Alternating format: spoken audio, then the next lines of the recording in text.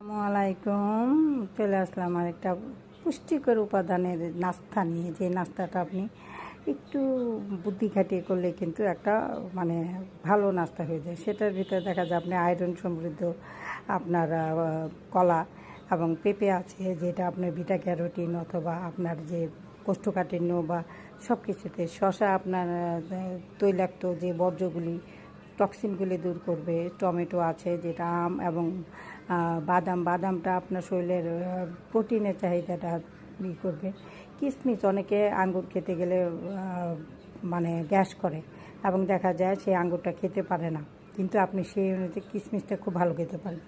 আপনার এই বাদাম আর কিশমিশটা আপনি যারা বয়সন্ধি বা আমাদের উঠতি বয়সী কিশোরী যারা শরীরে আসলে এনার্জি দরকার, কারণ বাড়ন্তির সময় ছেলে মেয়েদের বাড়ন্ত সময়ে সেই 12-13 বছরের থেকে শুরু করে আমাদের ছেলেমেয়েরা ওই সময়টাতে একটু পুষ্টির দরকার হয় বেশি। আপনার প্রোটিনের পাশাপাশি আপনি এই খাবারগুলি দিতে পারেন। কিশমিশ এবং বাদামটা খুব বেশি পরিমাণে ওদেরকে দিবেন, এবং তাতে কী হয়, ওদের শরীরে এনার্জিটা অনেক ভালো থাকে। অনেক সময় কাঁচা আঙ্গুরটা অনেকে খেতে পারে না, ওই গ্যাস করে বলে, বা অনেক সময় দেখা যায় পেট খারাপও করতে পারে। সেই ক্ষেত্রে আপনি কিশমিশ সকালবেলা যদি 8-10টা কিশমিশ খেয়ে খালি পেটে পানি খান, আপনি সারাদিনের ক্লান্তিটা দূর হয়ে যাবে। এটা সব বয়সী মানুষই খেতে পারে। সবাইকে অনেক ধন্যবাদ। ভালো থাকবেন, সুস্থ থাকবেন।